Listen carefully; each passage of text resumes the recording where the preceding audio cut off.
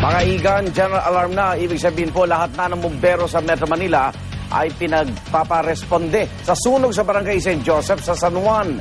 Halos 2,000 pamilya na po ang nasunugan ngayong kung kailan pa ho Pasko. At may live report si Oscar Oida. Oscar! Yes, Igan, kung titinan mo yung mga nabiktima ng sunog, hindi mo akalaing ilang oras lang kanina ay nagdiriwang pa sila ng Pasko. Nakapanlulumo, Igan, ang kondisyon ngayon ng mga nasunugan, lalo pat hanggang sa mga sandaling ito ay patuloy na nilalamon ng napakalakas na apoy ang kanilang mga bahay dito sa nasasakupang area nga ng Barangay St. Joseph dito sa may San Juan. Sa pagkukuha natin impormasyon, Igan, itinatay ang mga bandang pasado alas 2 ng madaling araw nang mangyari ang sunog. Hindi pa matiyak ang sani, mabilis umunong itong kumalat. Ang problema, Igan, ay bukod sa nagangalit na apoy, medyo matindi rin ang emosyon na bumabalot, partikular doon sa mga nasunugan. At ang pinaka napagbubuntungan sa mga sandalito or kanina ay yung mga bumbero. Reklamo ng mga bumbero, ilan daw sa kanila ay nakakatanggap ng pang-aaway mula sa ilang mga residente na siyempre, understandable, ay talaga namang masama ang loob dahil nga sa nangyaring sunog. Ang reklamo naman nila, meron daw mga bumbero rumisponde na wala man lang dalang tubig.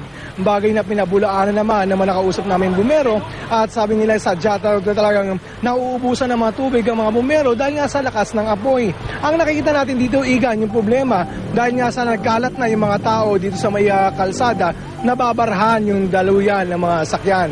Naparesponde rin yung mga ilang opisyal ng San Juan, si dating Pangulong Erap na papunta na rin dito, maging si JV ito para nga mapakalma yung mga tao na talaga ng mga halatang nag-iinit ang mga ulo. Sa mga sandali ito, Igan, kaya nasabi natin, hindi pa natin matiyak kung ano ang sani ng sunog.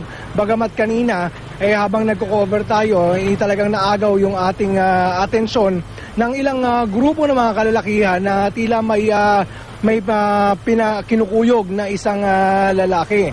At ang suspetsa nga ng mga otoridad ay napagbintangan ito na may kagagawan o nagsimula ng sunog. Agad namang namagitan yung mga pulis sa nangyaring insidente at sa mga sandali ito ay hawak ito, kung hindi tayo nagkakamali, ng mga otoridad at sumasa ilalim sa investigasyon para malaman nga kung may katotohanan yung ibinibintang sa kanya.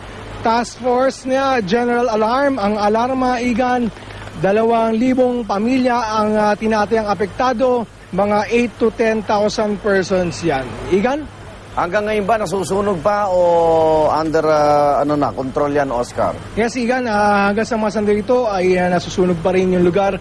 Medyo bagamat may kalayuan ito tayo sa nangyaring sunog kasi ayaw natin medyo makaharang yung ating mga setup. Napansin mo nga medyo maliit yung mga kalye dahil sa mga nakaparking. Oo. Ayun nga, yung problema niya, yung bukod sa mga nakaparada, yung mga sakyan, yung mga residente, doon din talagang pumipesto ngayon, doon sa dadaanan. Nako. Meron tayong pinakitang video kanina dyan, Igan, si JVR ito ata yun mismo. Siya na mismo yung nagtataboy ng mga tao, hindi na nga siya namumukaan. Dahil sa sobrang dami ng mga taong naroroon, na talagang galit na galit. Yung iba, kung hindi tayo nagkakamali, talagang galing sa Noche Buena. Alam mo naman yan, nag-party-party yan. Ayan, tingnan mo, paano makakula ang siksikan apoy? na yan, siksikan. Wala madaanan yung truck ng bumbero. Exactly, Igan. Kung naubusan ka ng tubig, wala ka na talagang silbi dyan. Naaharangan mo pa yung pagdating ng ibang mga fire truck na dapat sana ay makakapaghatid ng tubig. Bako, sasagasaan ko rin yung mga nakaparke dahil pwede naman sa truck ng bumbero, emergency na yan, Oscar. Consider niya pag sunog. Kaya lang yung mga katabing barangay, may banta na abutin din sila nitong sunog na ito, Oscar?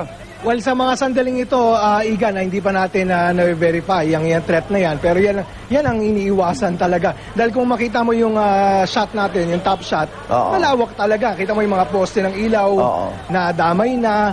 So medyo ang inaano natin dyan ay hindi na kumalat. Okay. Ang issue kasi, Igan, kanina nga, more than anything, ay yung nagaganap na tensyon sa pagitan ng mga residente at ng mga volunteer. Kanina may bali-balita tayo na ilang mga volunteer gusto nang pull out dahil nga yung sa mga natatanggap daw nilang mga banta mula sa mga yung galit na galit na mga residente. So ang pakiusap nga, konting kalma, huwag natin pag-initan yung mga bumbero. Yung mga bumbero, hayaan natin gawin yung kanilang trabaho. Yun ang panawagan din ng mga opisyal dito. Igan? Okay, babalikan ka namin mamaya. Medyo mapanganib yung lugar na yan at hingi pa kami ng karagdagan detalye. Maraming salamat, Oscar Oida. Ingat kayo dyan.